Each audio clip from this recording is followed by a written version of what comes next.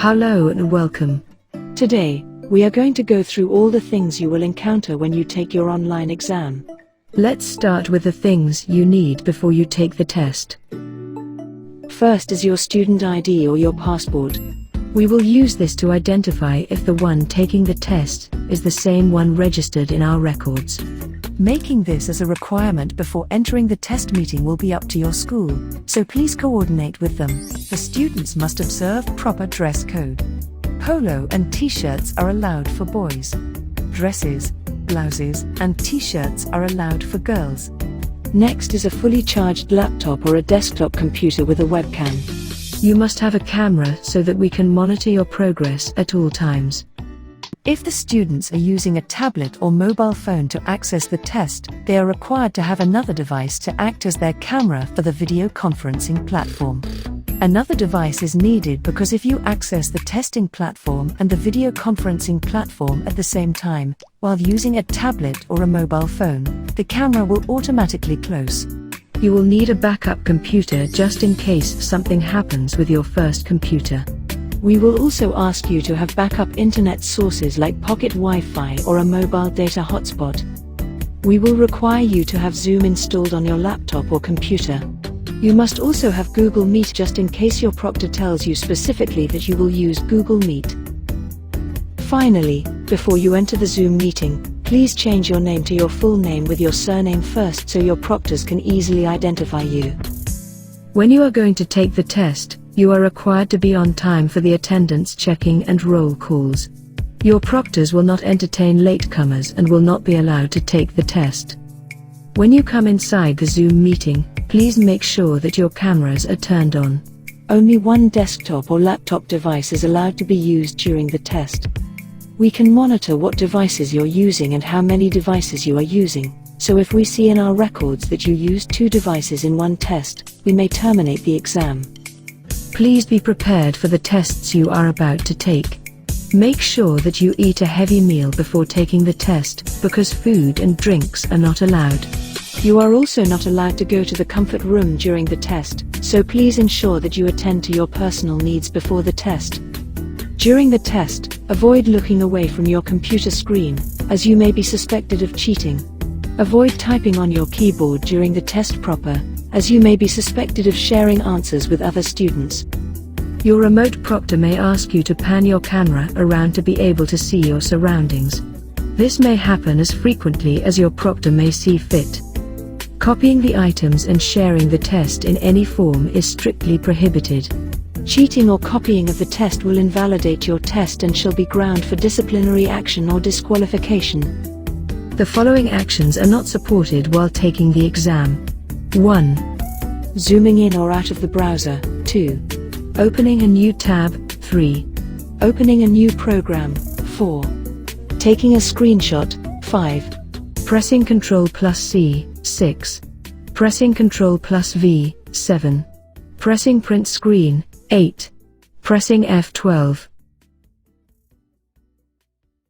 We chose a platform that will provide examinees easy, simple, and clear interface for candidates, while providing extra security and test-taking experience.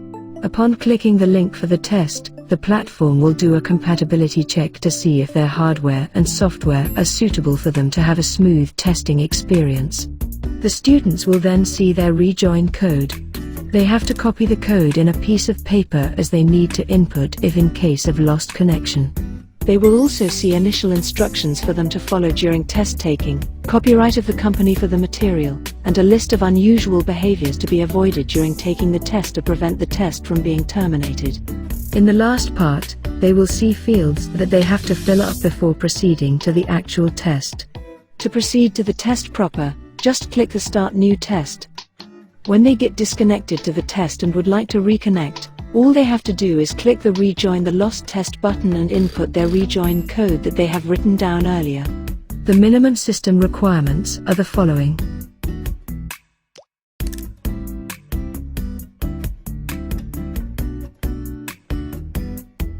This is to make sure that the student has the right equipment and internet connection to have a smooth testing experience. This is the test proper. The questions will appear one by one. They just need to click on their answer and their answers are stored automatically. This means that they would not lose their work.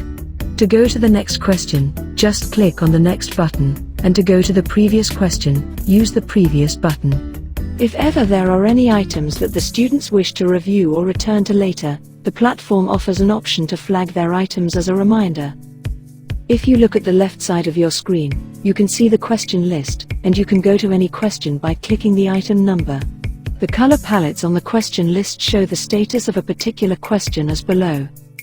Gray, the question is not seen. No palette, the question has been seen.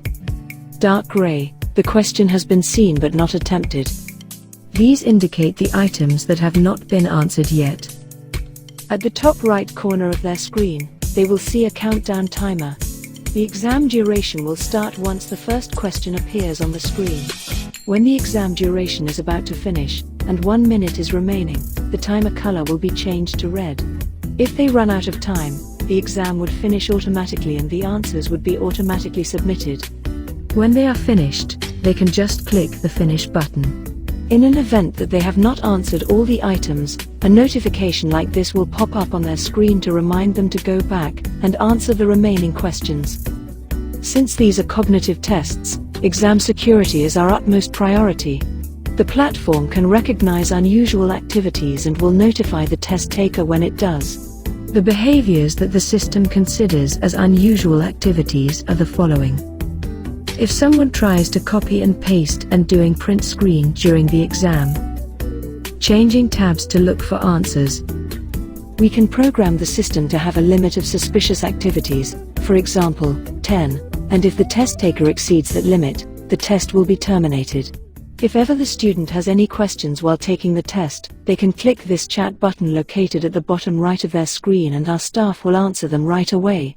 Another security feature that comes with this is that we can see the current activities of the examinees, such as when they start taking the test, when they are currently taking the test, and when an exam is completed.